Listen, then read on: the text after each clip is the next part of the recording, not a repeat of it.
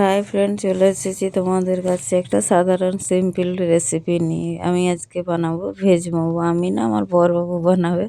তো আমি এই জন্য পেঁয়াজ, রসুন আর বাঁধাকপিটা ছোটো ছোটোভাবে কেটে রাখছি। ও বাজারে গিয়েছে, কেটে রাখলে একটু সুবিধে হয়, কারণ রাত্রিবেলা বানাচ্ছি তো, নাহলে রাত হয়ে যাবে। তো আমি বাঁধাকপি, পেঁয়াজ, রসুনটা বারিক বারিকভাবে কেটে নিচ্ছি।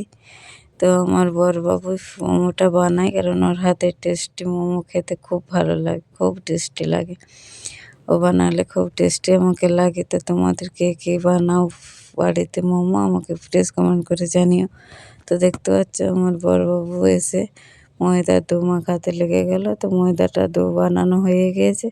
তো এখানে বাঁধাকপি, রসুন, পেঁয়াজ, soya sauce, tomato sauce, chilli sauce সব মিক্স করে ভালোভাবে বাঁধাকপিটা রেডি করে নিয়েছে।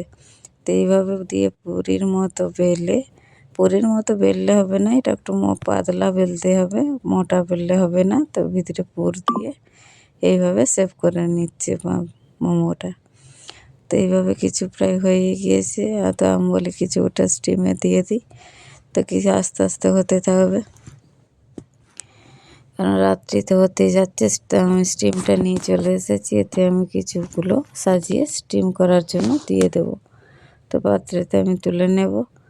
প্রায় কিছুগুলো স্টিম দেওয়ার জন্য আস্তে আস্তে এটা খালি খালি রেখে ভাপ দিতে হবে, কারণ ওটা ফুলে যাবে, ফুলে যে নালে এর সাথে সাথে লেগে দিয়ে পুরো ইয়ে হয়ে যাবে।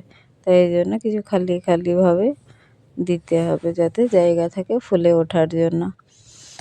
তো আমি নিয়ে যাই এটা স্টিমে দিয়ে দেবো। কিছুক্ষণ আগে আমি কুকারে একটু জল দিয়ে ওটা ফুটার জন্য দিয়ে দিয়েছি, সেটা তোমাদেরকে দেখানো হয়নি। তো 10 মিনিট আগে ওটা আমি দিয়ে দিয়েছি ফোটার জন্য জলটা।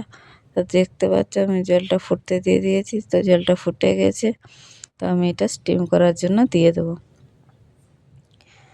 তো স্টিম করার জন্য দিয়ে দিলাম এটাকে। আমার কাছে এই কুকারেতে একটি পাত্র ছিল, এই জন্য আমি ছোট্ট একটা কটরির মধ্যে, এতে কোনো ফুটো ফুটো করা আছে, সেই কটরিটার মধ্যেও আমি কিছুটা মোমো স্টিম করার জন্য দিয়ে দিয়েছি।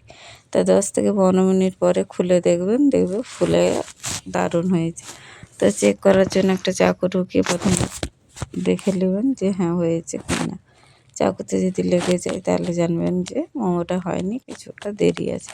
তো দেখতে পাচ্ছ কেমন ফুলে ফুলে উঠেছে, তো দারুণ লাগছে দেখতে। তো আমাকে প্লিজ জানিও তোমাদের কেমন লাগলো। আমার ভিডিওটি ভালো লাগলে তোমরা প্লিজ সাবস্ক্রাইব, সাপোর্ট এবং লাইক করে দিয়ে যেও।